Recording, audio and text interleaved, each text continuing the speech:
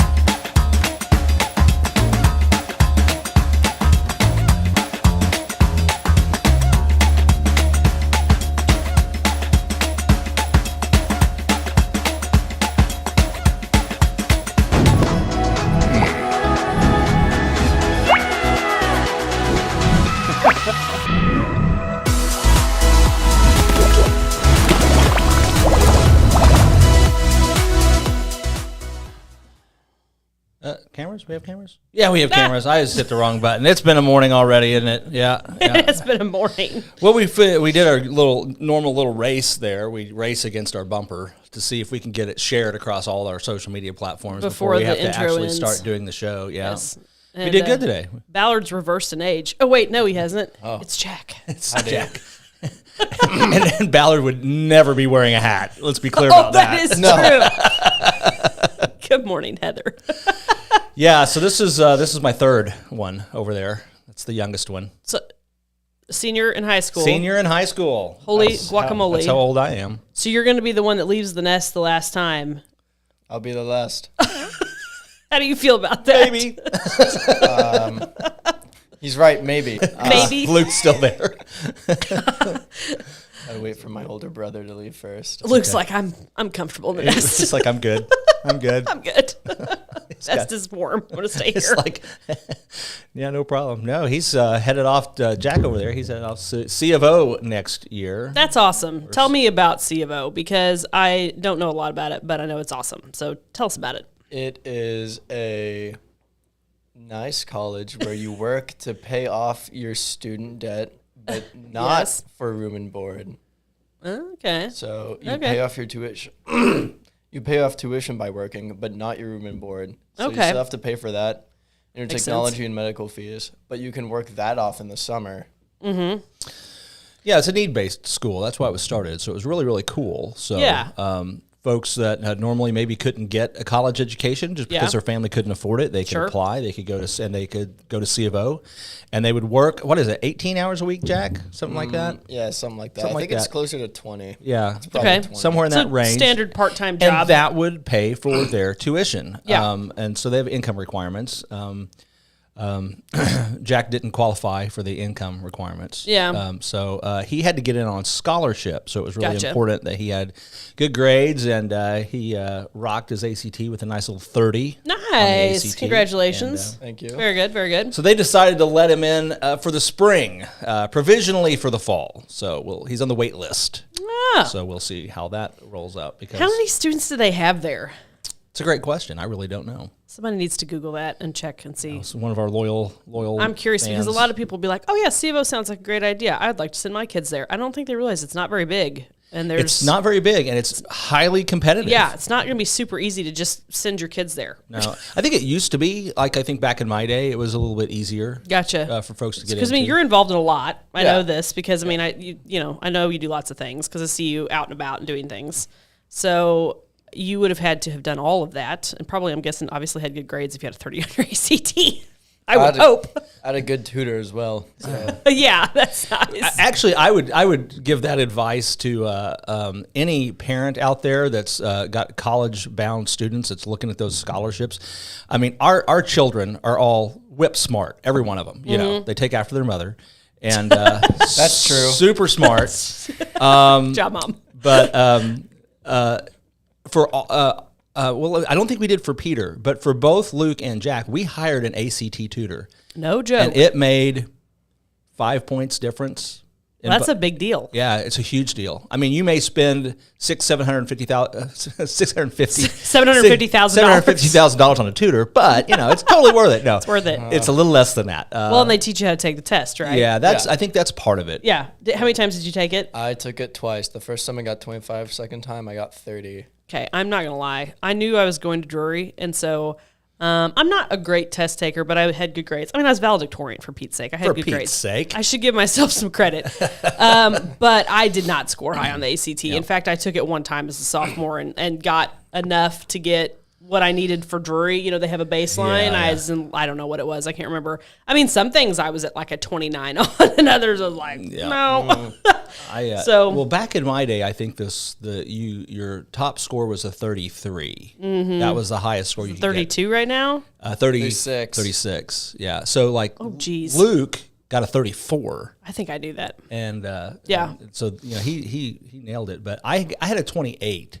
Which was that's good. Yeah, out of a 33. Yeah, that was good, and that got me into Drury. But I'm kind of one of those weird people. I'm not really a textbook classroom person. Yeah, I do fine. I can get the A's. I can get the A's. I can get them A's. I can get the A's. But I have a God-given skill to take those standardized tests. You're just good at it. I'm not. I'm crazy, and I don't know why. It's got nothing to do with anything other than God built me that way.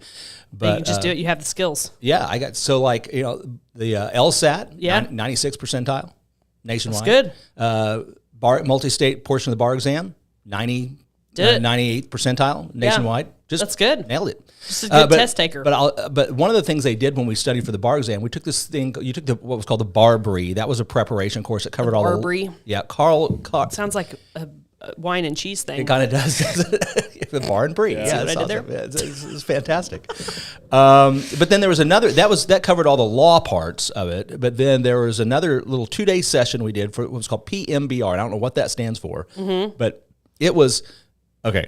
Here's how you take the test. This is the secret to how you do the test. And I mean, it was brilliant because I mean, they taught you all these things like, okay, listen. So in every section, there's going to be you have 4 multiple choice questions. Yeah. One of them is going to be obviously wrong.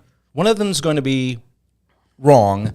One of them is going to be right, but another one is going to be the right. This sounds like the real estate exam. The right answer. So 100% the real estate exam. So you could not just fly through that test and pick the right answer because if you didn't read them all, you would go, "Oh, that's the right answer." And then you go, your goose. "Oh, but that one's a better right answer," that's and that's the one you. that counted. Yeah, yeah. And the other fun thing about that test is the questions were weighted different weights, but you didn't know. But they didn't know what they were until after they took the test. Ew! I don't know if I've ever taken a test like that. If you got a question right, Chuck's like, I don't know about that. I know. Oh, it's lawyer stuff. If you got a question right that everybody else got wrong, you got more points for that. But if you got a question right that everybody got right, it might be worth like 1 point. What? But if you got this question right and everybody else got it wrong, you might get like 20 points for that. That sounds like terrible. Yeah. That would cause me terrible, horrible anxiety going into that test. Worked for me, so I'm okay with that. There was one little thing on there, and I guess because the people that wrote the test were kind of onto the PMBR people, because one thing they taught was the Commerce Clause is almost never the answer, never going to be the right answer to any question. It's going to be the Commerce Clause of the Constitution. And they taught us that. Yeah. It's a rarely used clause, the Commerce Clause. Okay. And so there was a question on our multi-step bar exam that, I mean, I read, I'm like, that's Commerce Clause. Commerce Clause. All day, every day. All day, every day. Got to be. And so I picked it, and we're up afterwards at the mixer, kind of after the thing where everybody kind of hangs around. And I somebody brought that up. I was like, they didn't fool me on the Commerce Clause question. I'm like, It was the Commerce Clause. Pretty sure it was. Did you ever know for sure? No. Darn it. Well, I know because I'm right. But I know because I know I was right. I know because I know I was right. But well, he wouldn't be wrong. Wouldn't be wrong. You know what my dad, his granddad, says one time? What's that? He says, I thought I was wrong once, but I was mistaken. Oh, I see. Yeah. Nice. Yep. Turns out I wasn't wrong after all. Nice. Very nice. That's good. There's a lot of things. Well, there was a football game, some sports ball. There was a football game. Sports ball that happened on the weekend. Well, there were two. Oh, were there? Yeah. Well, yeah. I mean, the Eagles game and then the Chiefs game. We tuned in for the Chiefs.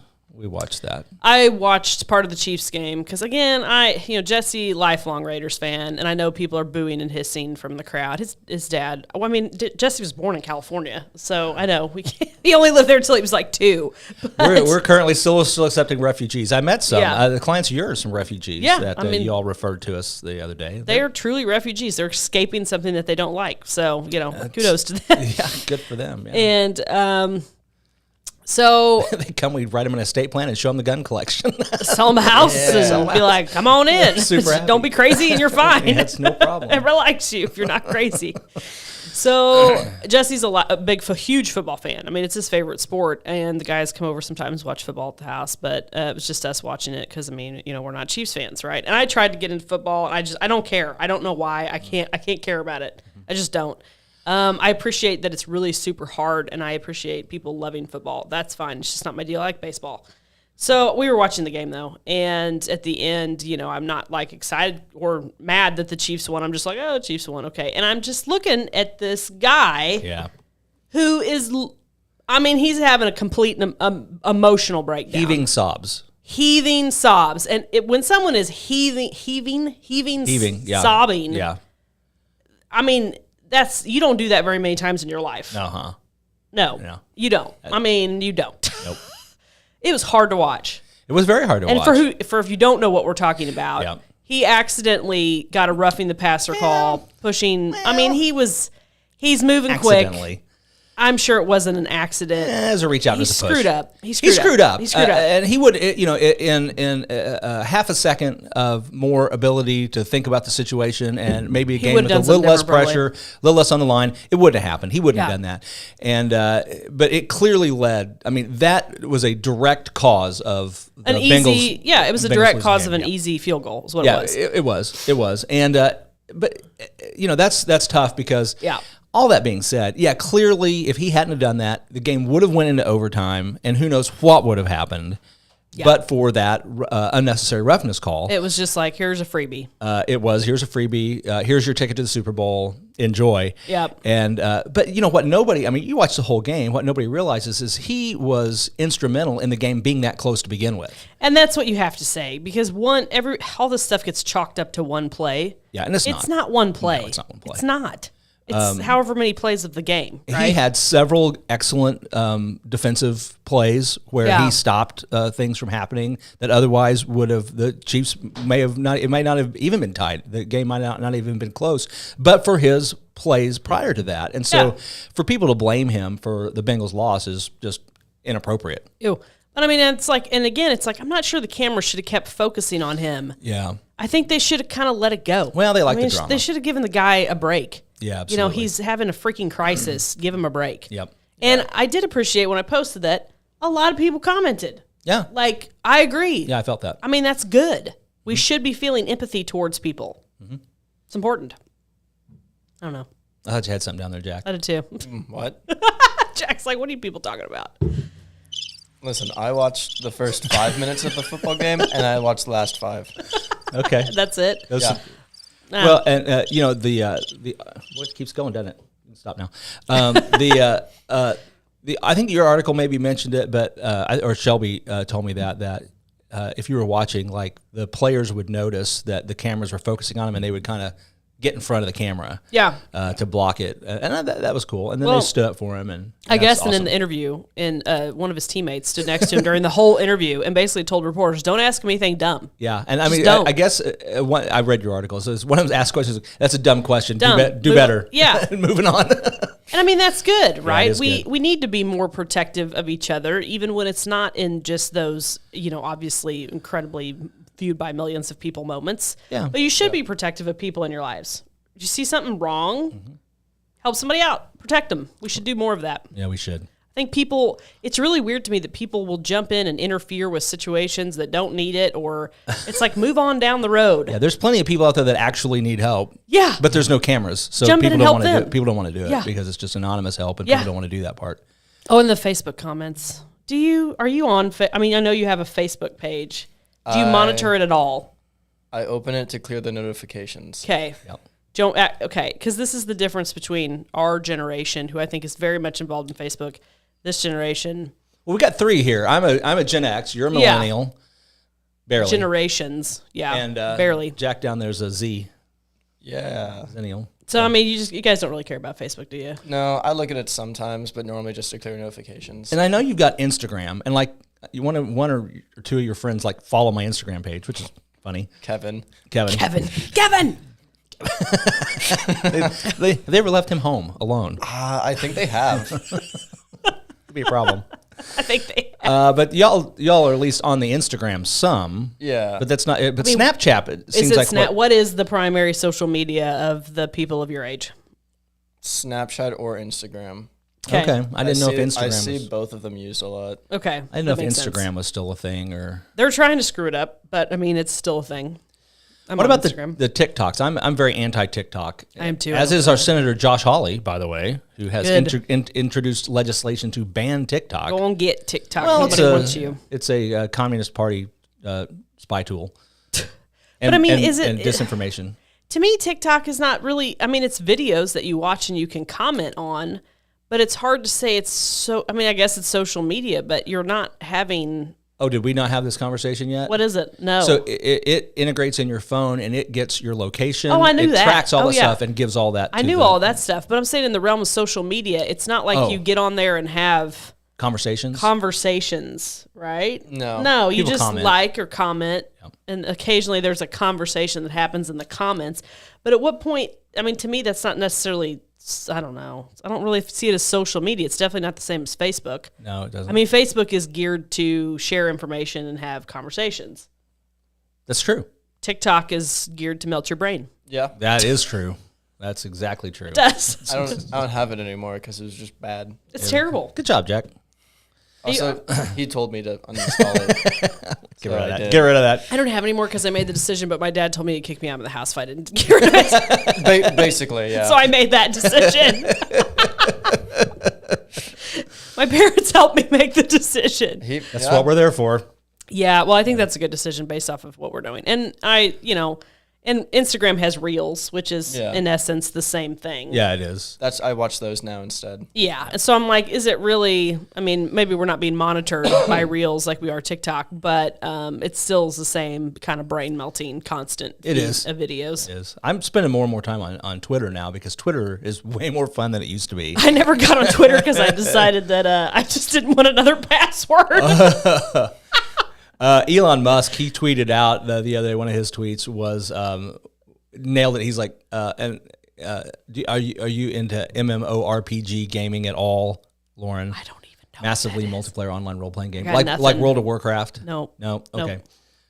So there's 2 different modes of play in an online role-playing game like that. There's what's called PvE, player versus the environment, where everybody that's against you is a robot. It's just in there. And then there's PvP, player versus player, where you're actually fighting how against when I played Modern Warfare, we played. Yeah, PvP. Yeah. Okay. So he tweeted that Twitter is the PvP of social media, player versus player, which I thought that's it is accurate. Yeah. That's profound. Yeah, but and I'll tell you what, I follow a couple people on there. One of them is Jordan B. Peterson, who is fantastic. What does he Jordan do? Peterson is a psychologist. He was a psychology professor at the University of Toronto until they fired him. They're like, you gotta get out of here, buddy. Totally been canceled. Tried to cancel him from Canada because he's very rational and outspoken. Weird. Yeah, weird. So like he was on a Joe Rogan Experience recently, which I haven't listened to because I watch a lot of Joe Rogan deals. Yeah, his language is so hard for me to get past, and I mean, it's kind of like jumping in a pool, you know. It's like if the water's cold, it takes a while to get used to, and then I'm okay. And I'm kind of like that with Joe Rogan. Pool's too cold. He just hits me all of a sudden with F this and F this and F this and F this and F this, and I'm like, okay, Joe. Okay, all right. I don't know. All right, and then I can get past it, and I can go ahead and listen to what's going on with That's the show. The difference between your generation and my generation. Yeah. My generation, I think, is completely desensitized to cuss words. Yeah. I don't know about your generation and them. Desensitized. Yeah. I mean, they just don't. Like all of my friends, including me, cuss entirely too much. Yeah. I don't in front of the kids. I try not to. Obviously, it happens occasionally, but we just don't. I mean, it's completely not even a thing. Yep. Doesn't bother us. Yeah, and I mean, there's part of me that says, maybe that's what it should be. It's just words, I mean, yeah, but still, I mean, there's words that are offensive, obviously. That's true. Yeah. But I love watching Yellowstone, and it every once in a while I'll be just like, okay, come on, can we? Every third word. I can't really? do Yellowstone. I had to. I noped out. But did you really? It's too much. That show is awesome. It's too much. We're not caught up, are we? I think we are. No, because we missed the last. Did we? I think so. I know what we're doing this afternoon. Yeah.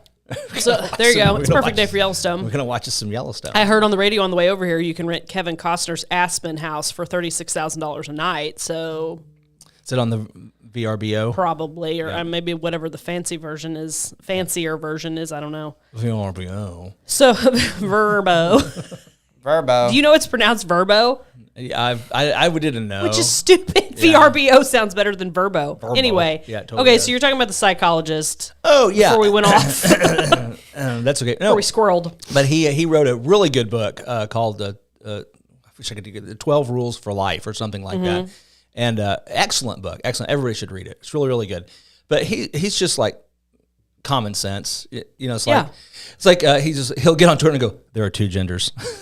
And then people go, well, light him up. That one's pretty direct. But I mean, but it's so simple, and they just freak out. And he does stuff like that, and he quotes people, and he just speaks very plainly. And when he goes into a little bit greater detail, he's able to actually elucidate some of those concepts and why they're nonsense in about 2 sentences, and you just sort of go, that's it. Yeah, that's the way it is. But he'll go on these benders on Twitter every once in a while. Like last night, it's like 12 in a row, like boom, boom. I'm getting notifications from because I have him on notification, a couple others. Yeah. So I get notified whenever they send a tweet. But he was like, bzz, bzz, bzz, and it was like all him. He's like, I'm in tonight. I'm engaged. I'm working the Twitter, but yeah, it's all fun. Well, the big controversy right now, maybe you guys know about this, is the egg scandal. Have you heard about this? I don't believe I have. So people are speculating that, and if you know anything about chickens, sometimes they lay lots of eggs and then they go through periods of time where they don't. And it's usually winter. I've heard the term molting. I don't know what that means because I've never had chickens. But I know my egg dealer, who's a wonderful lady, it was like, my chickens are molting. I don't get much. I got to stop for a while. I was like, great, thank you. Thank you for your service. And so the controversy that's making waves is that all of these people and a lot of these people commenting have been having chickens for years. One lady's like, I've had chickens for 30 years. Mm-hmm. I stopped my chickens stopped laying, like completely stopped producing. And then I correlated that with commercial chicken feed. Have you seen this? I have.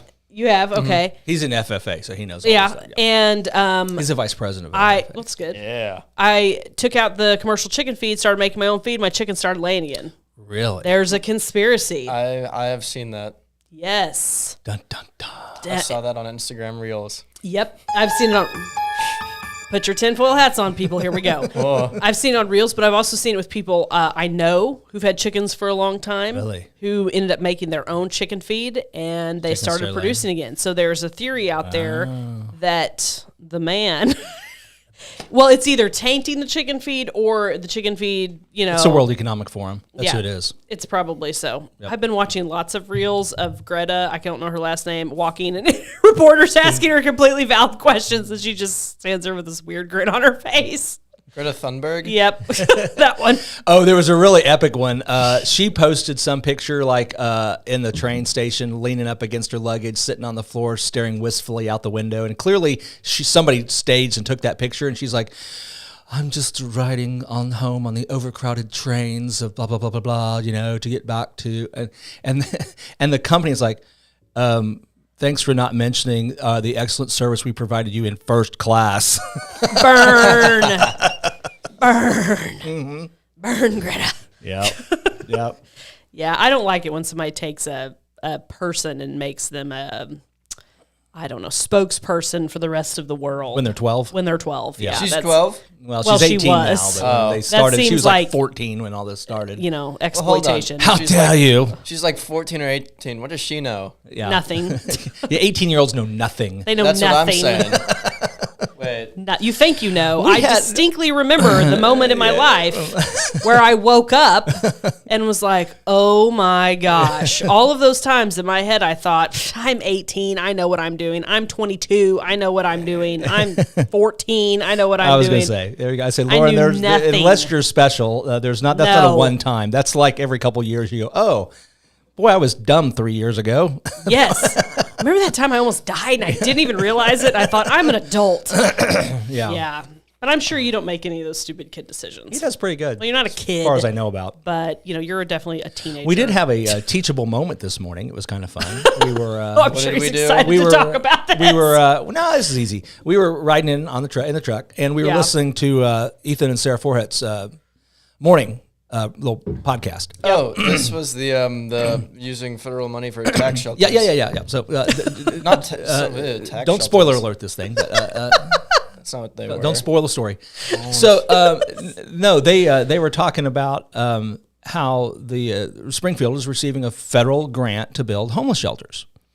And yay. Yeah, and they're like, it's a good thing. It's a good thing. I'm like, and so I paused it, and I said, Jack, is that a good thing?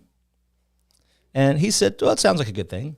I said, let's think about this. Okay, so we're using federal money, and we're spending it to build homeless shelters, which we need homeless shelters. We have homeless. We need to take care of homeless people. That's not the point here. Is that a good idea? Is that the proper use of federal money? And the question is, so I asked Jack, Jack, can I come to your house with a loaded gun pointing at your head, say, give me $500, and I take it, and because I go use it to build a homeless shelter, does that make it okay? It's a good analogy. Does that make it all right? Good morning, Shauna. And then Jack rightly says, No, it's not. So if it's not okay for us, why is it okay for the federal government? It's not. Yeah. So the ends do not justify the means. Now, that is to be said. We have to take care of homeless people. But that's a local charity issue. A lot of local charities actively working on that. I mean, Linda Brown's crew at Eden Village is actively working on this. Yeah. And they have been for years. And it's just, I don't know. I just know I lived in the middle of Springfield for 14 years. Mm-hmm. I was there. Well, I had an office down there. Several different neighborhoods. And they're there. I lived over by Drury. I lived in Southwest. I lived kind of in the middle. And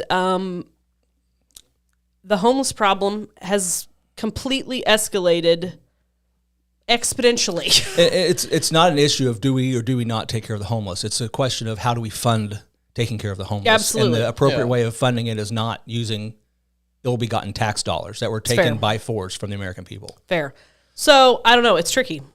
It is tricky. I'm not saying it's not tricky. It's tricky. But there's right and wrong. And I mean, there's obviously cities in the country that have been completely overrun. I mean, they got big, huge problems that they cannot fix. Mm-hmm. Doesn't matter how many shelters you build. Well, and Springfield's going that way, and that's why cheerfully refer to it as the San Francisco of the Ozarks. Somebody was asking me about, because our weather is not really great to be homeless at. I mean, It kind of makes sense if you're homeless to set up shop in Los Angeles. San Diego. Yeah. Hawaii. Mm-hmm.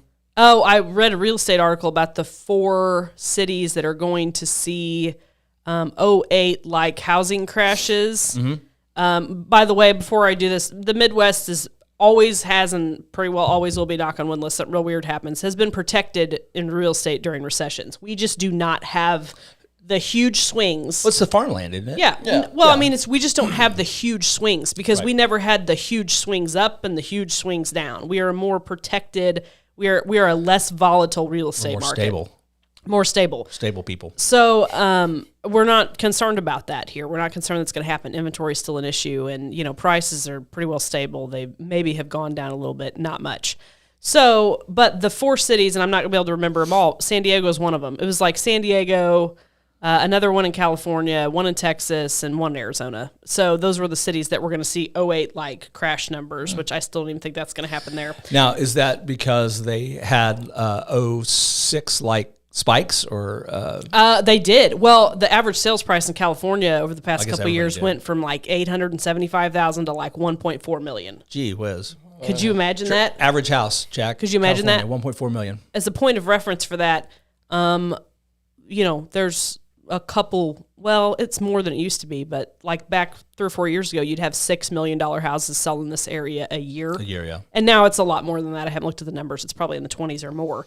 But yeah, so I mean, there's a huge difference. But yeah, so that was, you know, an interesting article that I read. Something about that. Oh, but San Diego homeless people, there you go. Yeah. Because I mean, people are going to be leaving those areas, migrating away from them. The demand goes down, prices go down. There you go. People are upside down on their houses. Yeah, well, that figures, but I'm still trying to figure out how a homeless crash in San Diego means or a home price crash in San Diego means a homeless population increase in Springfield, Missouri. How are they going to get here? Drive? It doesn't mean that. It means that the homeless has caused problems in those cities. I see. Oh, yes. okay. Yes, you're looking at it the wrong way. Yeah. Strike that, reverse. We got there the right Understood. spot. Yep. Yes. Because of the homeless problem in San Diego. It's one of the things that is affecting it's it's one of the things that's affecting the local markets. You know, I don't know. I've never been to California. I don't really want to go. But I mean, you know, the folks that are here that have been they're like, yeah, there's trash piled in the streets. Nuts. Crazy. Nuts. And that's like they've got more money out there. Holy moly. Than anywhere else. That's what the crazy thing is the money. It's crazy. And they can't solve their problems. The wealth stuff. Maybe it's like money doesn't solve problemls. Weird, isn't it? Wacky. There's a life lesson for you. I bet you've heard that before. Maybe. I don't even think we talked about the roads. It is a sheet of ice, folks. Yeah, it's a whatever fell has turned into a crust. Well, this is the fun thing we get down here. So you get the ice, and then you get the snow, and then you get the ice on top of the snow. And it's a crust. Yep. Like a pie crust. It's like a little ice pie. And it sucks. So people, I'm sure the main roads have been bladed and are 60 was clear. Good. They cleaned it off clear. Ish. Clearer. Mostly clear. The side roads are not. No. And it is slick. And you would need at a minimum a front wheel? You need an all-wheel drive. Yeah, we came in. I never put my truck in 4-wheel drive. I put mine in the all the wheel. The snow mode. I have a little dial. I don't know if it really works or not, but I turn it. Makes you feel good? Makes me feel like I'm doing so. It's called GOAT on the Broncos. It's GOAT mode. Yep. It's not the greatest of all time, but whatever. I like their marketing. Okay, that reminds me of a story that's a bad story, but I'm going to tell it anyway. Because it's not about me. It's not about anybody knows, so it's okay. But that's okay. So when I was at Drury, so this is last millennia, you know? Yeah, back in the 1900s. Yeah. I knew the director of maintenance because one thing I learned at an early age is you need to know and be nice to the people that actually get stuff done. 100%. All the custodians, the secretary, those are your friends. Those are your people. Mm-hmm. And so I knew the director of maintenance at Drury, and we were sitting around talking one time. I was chatting with him, and he was telling me, he was a crusty old dude. He's like, yeah, these menopausal women. What? Where is this going? So there's hot flashes. It's a real thing that happens to people. So yeah. He would put in a fake thermostat in their offices so they could adjust the temperature. So it's like your So it made them feel. They thought they were fixing the problem. But your goat mode reminded me. You heard it here first on the Morning Waffle. Reminded me of that. Was that the menopause scandal of the 1980s? When were you at It was probably early 90s. It was probably that time. So the women would get up and be like, gosh, I'm having a hot flash. I'm going to turn this. Yeah. And it's like, it didn't do anything. It's just stuck on the wall. It wasn't attached to anything. Oh my gosh. But your goat mode made me think of that. It's like, your Ford thing. It's like, we'll just give them a button that they can push and it makes them feel like it's going to drive good in snow. We'll put goat on it, so it's the greatest of all time. Yeah, it's not what it really stands for. It's something else that Ford came up with. Go all terrain. That's what it's in. Oh, no. I've made that up. It's probably something like that. Somewhere the maintenance guys out there are like, Will. That's a great idea.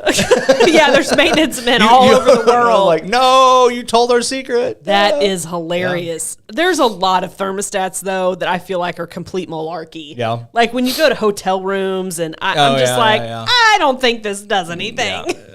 Yeah, probably not. It was funny when we had parties at Heritage Post. People be like, "Can I change the thermostat?" I'm like, "Absolutely, you can change the thermostat." And you could tell there'd been previous occasions where the people were like, "Don't touch the thermostat." I don't understand that. Do you want maybe a $5 more electric bill because you're talking about an event that's one evening. Right. Or your guests to be comfortable. Yeah. Comfortable. Got to play the long game there a little bit. There's a little bit of a long game there. Yeah, there really is. So, like, please touch the thermostat. Oh boy. Okay. Oh, and I mean, we'll throw this out there. This ties into an earlier conversation about online. Like the football situation over the weekend. The PTA caught some heat. Oh no. On social media. Oh no. Is that on your Valentine's Day dance? Yeah. Oh no. I'm going to go out on a limb and say anonymous posting should not be a thing on Facebook. Well, it's not really anonymous because the group leader knows who posts it, right? And I guess we turned it off immediately on Rogersville residents. Oh, yeah. Because it's like, I just don't want to. I know. It's well, I don't believe that either. If you want to say it, you should own it. You should say it. That's my deal. Get on K-ROG. Now, I guess there's situations where it could make sense, but it's used 99% of the time where it doesn't make sense. So there was, and I'll just clear this up. People were upset, or someone was upset that the PTA doesn't host a father-daughter dance, which I've never been part of one since I've been in PTA. I guess, and I don't know how long this happened. So they used to have a father-daughter. I do not recall. Mother-son event. Well, not ever having daughters. Jack, do you know anything about a mother-son event? They did used to have those. Did they? Yes. Okay. A long time ago, right. I remember. I don't remember. So, and I think it was something they did for a long time, but again, this was before me, so I really don't know because I came on in the year of COVID. So things were all different the year that I started. Mm-hmm. So they used to host two dances or events.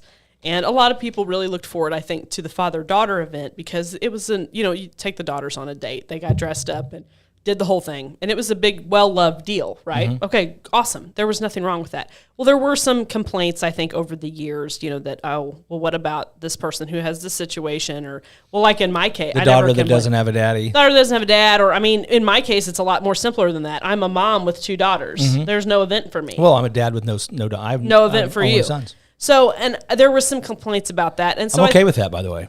Yeah. So, yeah. So at the end of the day, when, I think the last time it happened was January 2020. So prior to, COVID becoming a thing that shut down everything. So then there wasn't one the next year because we were still in all of that. And then so it was decided this year, and I'm one of the officers, that like, hey, we're going to do a family Valentine's dance. The number one reason was? Because we don't really have tons of volunteers to pull off two of separate events.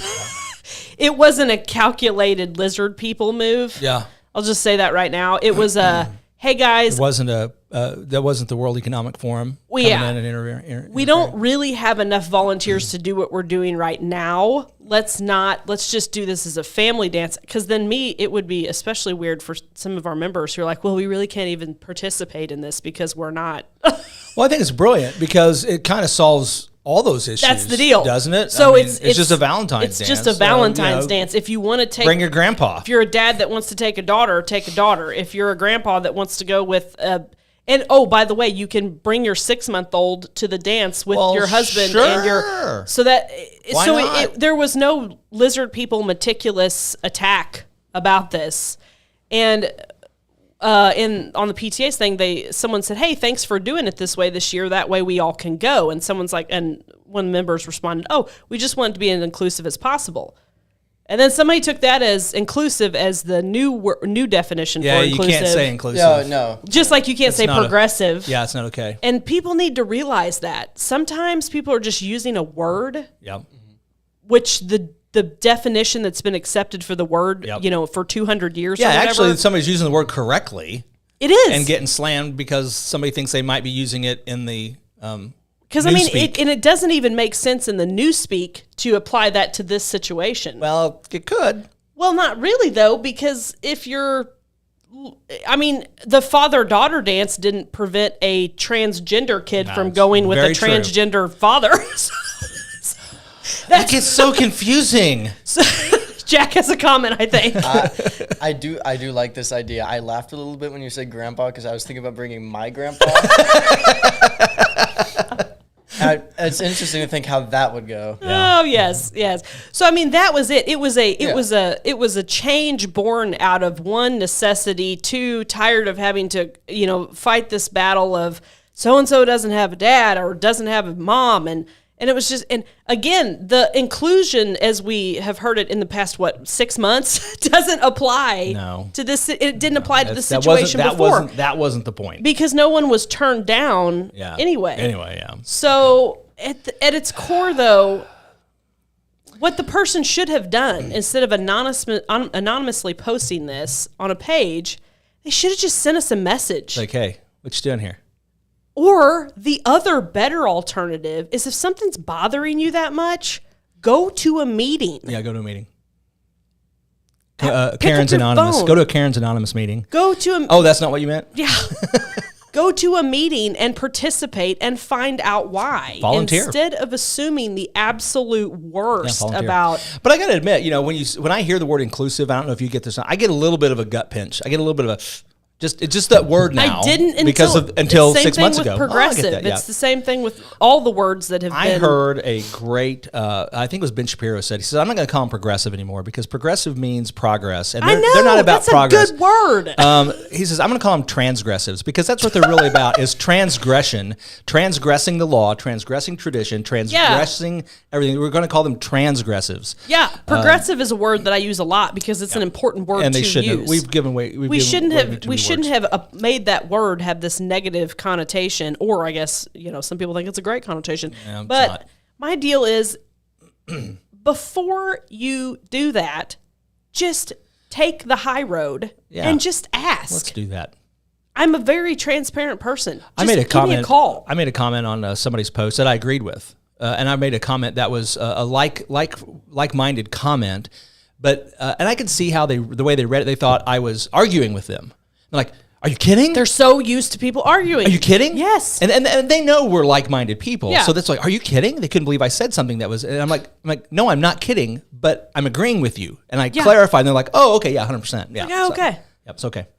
All right. Well, sounds good. We need to probably shut this thing down. We'll leave you with Christopher Walken. Walking in a winter wonderland. Walking in a winter wonderland. And be careful on the roads. Be careful if you don't have to get out.